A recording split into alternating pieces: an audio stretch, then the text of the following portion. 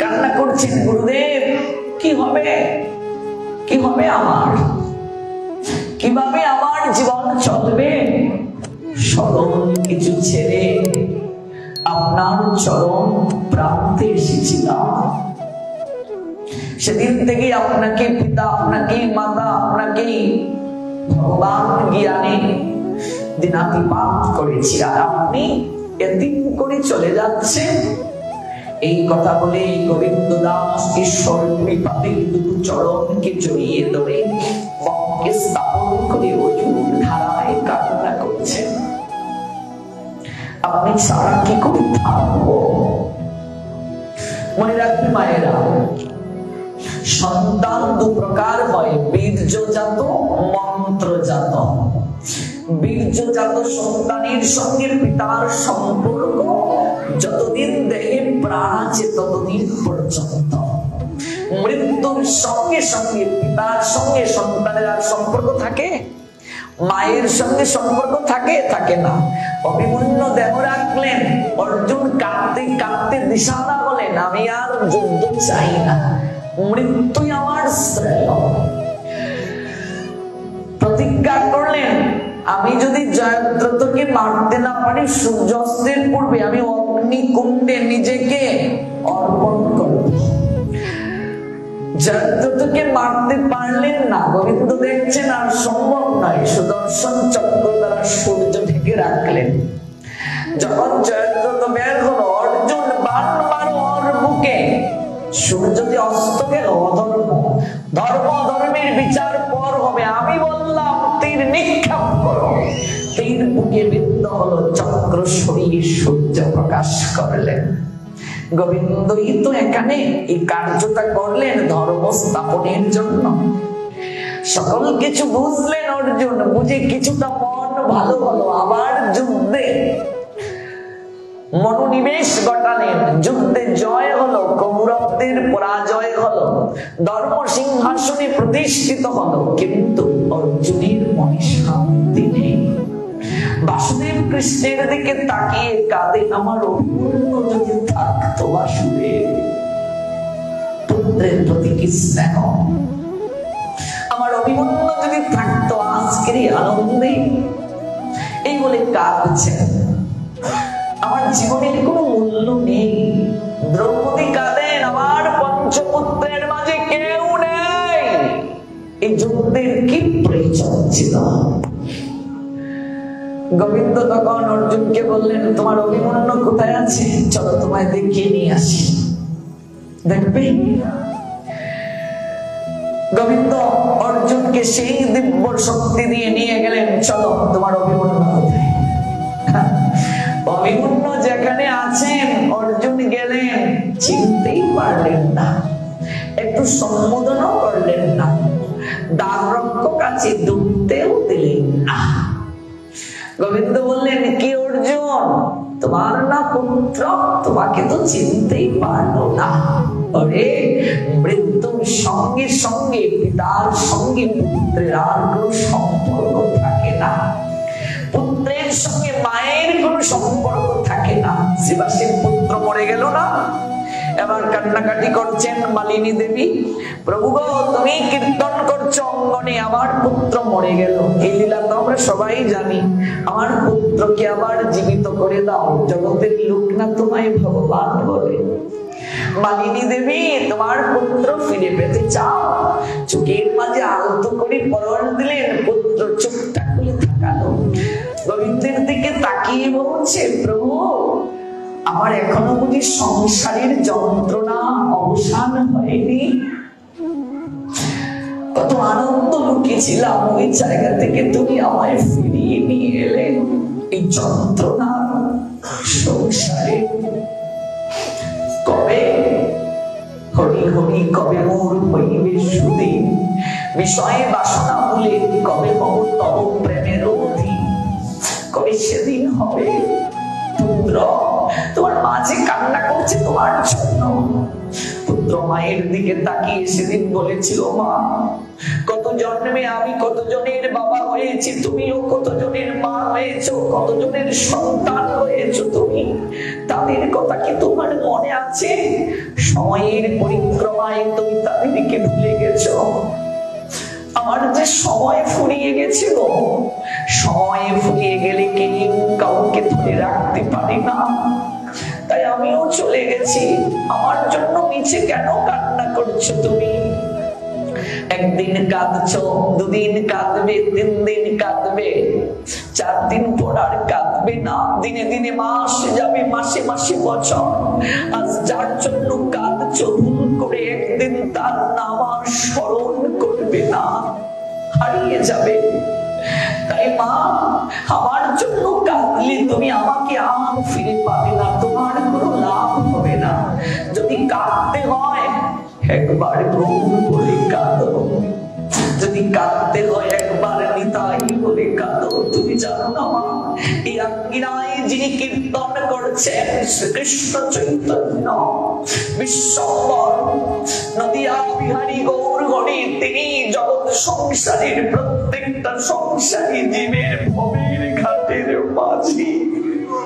কাঁদতে হলে গৌর বলে কাঁদো, নিতাই বলে কাঁদো। আমি যাই, আমি যাই, এই বলে আমার মৃত্যুর কোলে ঢলে পড়লেন। মন্ত্রজাত সন্তানের সঙ্গে সম্পর্ক অনন্তকালের সম্পর্ক। এটি হলো গুরু শিষ্য। শিষ্য গুরুদেবের সন্তান, মন্ত্রের মাধ্যমে সন্তান প্রাপ্তি হয়। শিষ্যের কর্ণে মন্ত্র দেওয়ার সঙ্গে সঙ্গে গুরুদেব তার পারমার্থিক পিতা। এই সম্পর্কটা এই জগতে শুধু নয়, চিন্ময় জগতে এই সম্পর্কটা থাকবে। আর বীর্যজাত পুত্র কন্যার সম্পর্ক এই জগৎ পর্যন্ত মৃত্যুর সঙ্গে সঙ্গে শেষ হয়ে যায়। আর মন্ত্রজাত পুত্র কন্যার সম্পর্ক ওই পরম ধামে, সেখানেও বর্তায় থাকে। শেষের দিনে গুরুদেব হাতটা ধরে গুরুদেব গোবিন্দের চরণ তলিতে তুলে দেন। এজন্যই গুরুদেবের সঙ্গে সম্বন্ধটা প্রথম করতে হয়। আমি কিছু জানি না, ভগবানের কাছে যাওয়ার পথ জানি না, কোন মন্ত্রে তোমায় ডাকতে হয় তাও জানি না। ঠাকুর, তোমার মধ্যস্থ শক্তি গুরুদেব। প্রতিদিন তার কাছে কেঁদে কেঁদে প্রার্থনা জানাই, এই অজ্ঞান জনিত আধারে ডুবে আছি। হে গুরুদেব, আপনি জ্ঞানাঞ্জন শলাকা দিন, আমার এই চক্ষু মিলিত করে দিন, জ্ঞান চক্ষু জাগ্রত করে দিন। আমি এই জ্ঞান চক্ষু দ্বারা যেন গোবিন্দ দর্শন করতে পারি। এই যে সম্পর্ক, জন্ম জন্মান্তরের সম্পর্ক, এই সম্পর্কের কোনদিন বিনাশ নেই। আমরা মন্ত্র নিয়ে গুরুদেবের সঙ্গে সম্পর্ক রাখি না। গুরু সঙ্গ যে করে না, গুরুদেবের বাক্য যে মানে না, সে সন্তান হয়েও কুলাঙ্গার, কুসন্তান। ও বাবা, পিতামাতা সন্তান জন্ম দিয়েছেন, পিতামাতার আইন যে সন্তান মানে না, পিতামাতার ভাবমূর্তি সমাজের কাছে যে নষ্ট করে দেয়, এমন অনেক আচরণ করেছে পিতামাতা। বাধ্য হয়ে অনেক সময় সন্তানকে ত্যায্য করেন, কি করেন না, সম্পত্তি থেকে বঞ্চিত করেন, ত্যায্য করেন। সম্পর্ক নেই তাই যা বঞ্চিত হবি। গুরুদেবের সঙ্গে শিষ্যের যদি সম্পর্কই না থাকে, সম্পর্কই না হয়, কি করে তিনি সেদিন হাতটা ধরে গোবিন্দ চরণ তলিতে তুলে দেবেন? দীক্ষা নিলেই শিষ্য হয় না, গুরু বাক্য পালন না করলে তাকে শিষ্য বলা না। চক্ষুদান দিল যে জন্মে জন্মে, প্রভু সেই দিব্য জ্ঞান হৃদে প্রকাশিত। প্রেম ভক্তি যাহা হইতে অবিদ্যা বিনাশ জাতি, বেদিকায় যাহার চরিত। গুরুদেব পরম বান্ধব, আপনি তো সকল কিছু দিয়েছেন। হে গুরুদেব, আপনি তো কৃপা করে ভগবান চিনিয়েছেন, মহাপ্রসাদ প্রাপ্ত হওয়া প্রয়োজন জীবনে তাহা শিখিয়ে দিয়েছে। আপনার কৃপাতেই তো সাধু সঙ্গ করার সুযোগ পেয়েছি, ইচ্ছে হৃদয়ে জাগ্রত করতে পেরেছি। আপনার কৃপা হয়েছে বলেই তো গ্রন্থ অধ্যয়নে মন ব্রতী হয়েছে। জপমালা কি জানতাম না, হরিনাম কি অনুভব ছিল না, সাধু সঙ্গে প্রীতি ছিল না, সাধুকে বৈষ্ণবকে ভগবানকে জানতাম না। এত কিছু যেহেতু আপনার কৃপায় হয়েছে, আমার চিত্তে যে দুর্বাসনা আরো একটু রয়ে গেছে, আপনার কৃপা হলেই সেটা দূর হওয়া সম্ভব। এজন্যই গুরুচরণে স্মরণ নাও, পড়ে থাকো। রাজার বাড়ির কুকুরের মতো, রাজার বাড়িতে একটা বেওয়ারিশ কুকুর এলো, কর্মচারী তাকে মারছে, চিৎকার করছে, কুকুরটা যাচ্ছে না। মহারাজ বলছেন, কিরে, একটা কুকুর এসেছে, অনেক তাড়া করছি, লাঠি দিয়ে পেটাচ্ছি, যাচ্ছে না, মারিস না রে, পড়ে থাক না, কিসের অভাব আমাদের বাড়ি, একটু খেতে দিস ওকে। এইভাবে মাস থেকে মাস, তারপর বছর, রাজার বাড়িতে কুকুরটা আশ্রয় পেয়ে প্রত্যেক দিন কর্মচারী একটু খাবারও দেয়। বহু বছর পর আরেকটা অন্য জায়গা থেকে কুকুর এসে রাজার বাড়ির কুকুরটাকে কামড়াচ্ছে, চিৎকার করছে কুকুরটা। মহারাজ অন্দরমহল থেকে শুনতে পেয়ে বলছেন, ওরে কোন কুকুরটাকে কামড়াচ্ছে রে, কোন কুকুরটা কান্না করছে, আমাদের কুকুরটা নয় তো। কি বুঝলে বাবা? কুকুরটা রাজার বাড়ি থাকতে থাকতে কবে যে রাজার কুকুর হয়ে গেছে কুকুরটা নিজেও জানে না।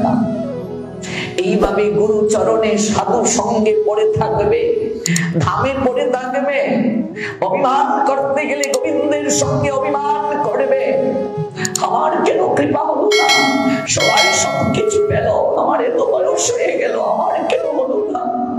পড়ে থাকবে কুকুরের মতো, দেখবে কোনদিন যে তুমি গুরুদেবের হয়ে গেছো, গোবিন্দের হয়ে গেছো, রাধা রানীর হয়ে গেছো, তুমি নিজেও জানবে না।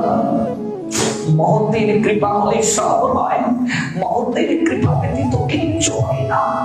আমরা মহতের কৃপা প্রাপ্তির চেষ্টা করি না। সমাজবাড়ি নবদ্বীপের সমাজবাড়ি, সমাজবাড়ি রাধারমন দাস বাবাজি মহারাজ ভাগবত পাঠ করছেন। একটা কুকুর এসে পাটির মাঝখানে বসে থাকে। নবদ্বীপে যারা গিয়েছেন সমাজবাড়ি নিশ্চয় দর্শন করেছেন। সেমন কুকুরটাকে তাড়াচ্ছে, কুকুরটা যায় না। বাবাজি মহারাজ বলেন, ওকে তাড়াবে না রে, পূর্ব জন্মে অনেক ভক্ত ছিল, সাধু চরণে বৈষ্ণব চরণে অপরাধ করার কারণে কুকুর হয়ে জন্ম নিয়েছে, কিন্তু ওর ভজন নষ্ট হয়নি।